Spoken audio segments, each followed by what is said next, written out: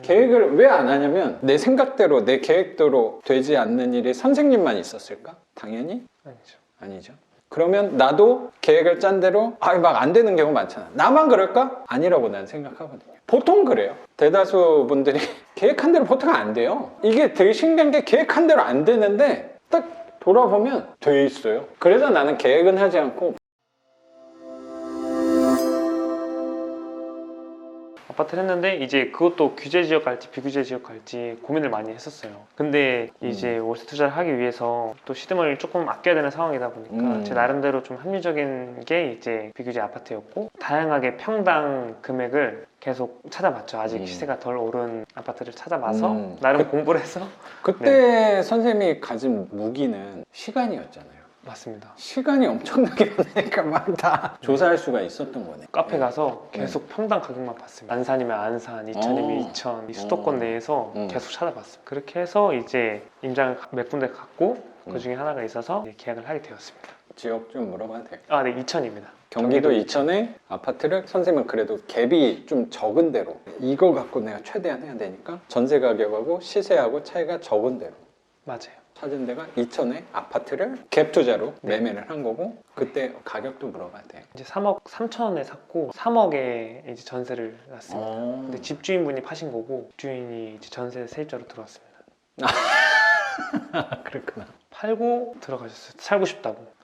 그 이유는 그거 좀 웃기다. 근데 네, 왜냐면 결국에 그 집주인께서는 3천만 원 받은 거잖아요. 맞아요. 주인이 또 그렇게 하기가 쉬운 게 아닌데 왜 그랬던 거예요? 물어보니까 전원주택을 짓고 있어서 집주인을 세입자로 받고 바로 갭 투자로 했는데 3억 3천에 매수한 거네. 네. 그래서 지금 1년이 지나니까 어떻게 되세요?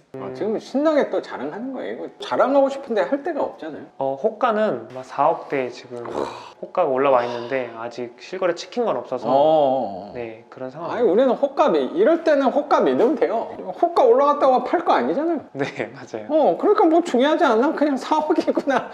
1억 벌었구나 라고 생각하면 되지 뭐. 내 유리한 대로 하면 된다고 생각합니다. 내가 갖고 있을 때는 1년 동안 만약에 사업을 했으면 이 집을 못 샀잖아요.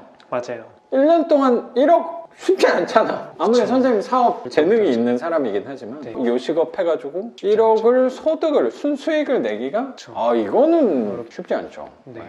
그럼 오히려 그 계약금 300만 원 날린 게 다행이네 또. 네, 맞아요. 너무 다행스러운 일이었네. 그리고 나서 한 1억 시세가 올랐다. 나머지는 이 조그만 거를 좀 투자하려고 돈을 챙겨놨네. 네, 맞아요. 근데 좀 챙겨놨는데 돈을 좀 쓰려고 그랬는데 돈이 안 드네 결국에.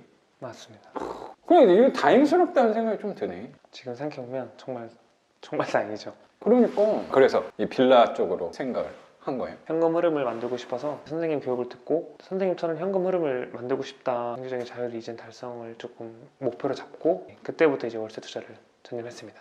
그래서 시작하고 지금 한 3, 4개월 됐나? 그 정도 됐는데 또 낙찰을 2개나 받은 거고, 곧 월세도 두 채에서 총 받는 월세는 아마 한 100만 원 돈 이상이 될 거고, 이자 제외하고 한 50만 원 이상은 남을 거라고 생각이 좀 드네요.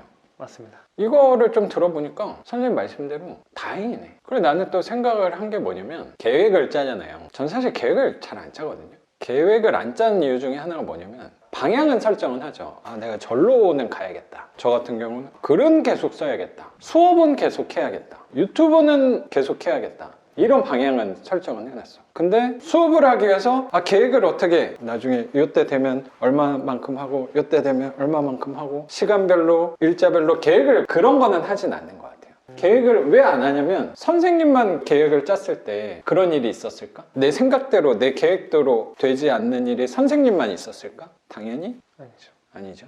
그러면 나도 계획을 짠 대로 막 안 되는 경우 많잖아. 나만 그럴까? 아니라고 난 생각하거든요. 보통 그래요. 대다수 분들이 이거는 뭐 저는 공감하실 거라고 생각하는 게 계획한 대로 보통 안 돼요. 이게 되게 신기한 게 계획한 대로 안 되는데 딱 돌아보면 돼 있어요. 그래서 나는 계획은 하지 않고 방향만 잡으려고 노력을 하는 것 같아요. 왜냐면 계획대로 안 되거든. 그래서 나는 투자하는데도 똑같은 것 같아요.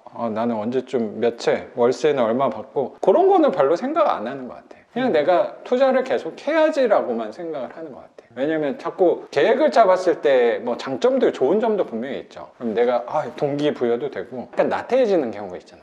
그때 내가 다시 뛰어야 돼, 원동력이 되는 경우도 분명히 있는데, 단점은 계획대로 가다가 부딪힘을 만났을 때 불편함이 항상 생기는 것 같아요. 계획을 짰을 경우에 되지 않는다는 거를 언젠가부터는 받아들이고 이제 계획을 짜지 않게 된 것 같아요. 선생님이 정확히 그 부분을 느꼈다고 생각하는 게, 오늘 할 것만 계속 하고 있으면 신호가 이렇게 저는 오는 것 같아요. 외부에서 선생님이 갑자기 나 원래 취업을 하려고 그랬는데, 야 그럼 취업 그 기간 동안 한 달만 내 거 하는 거 좀 도와줘, 이런 것들. 거기에서 또 뭔가 새로운 방향이 나오는 것 같더라고요. 하다가 난 별로 생각이 없었는데 내가 이걸 잘하네? 라는 걸 저절로 알려준 거야. 내가 생각도 안 했는데 갑자기 노하우까지 알려주네? 하면은 그런 사업적으로 생각을 하게끔 되더라고요. 나도 생각을 해보면 뭐 지금 유튜브 하는 것도 그렇고 글을 쓰고 하는 것도 하다가 나온 거예요. 부딪힘이 있을 때 이 부분을 개선하면서 나왔던 부분이 저도 지금 하는 것들 아닌가. 어떤 사람들은 내가 옛날부터 이거를 계획하고 움직였다고 생각을 하는데, 이건 계획할 수가 없죠. 지금 불편한 부분을 계속 개선을 하면서 오다 보니까 싹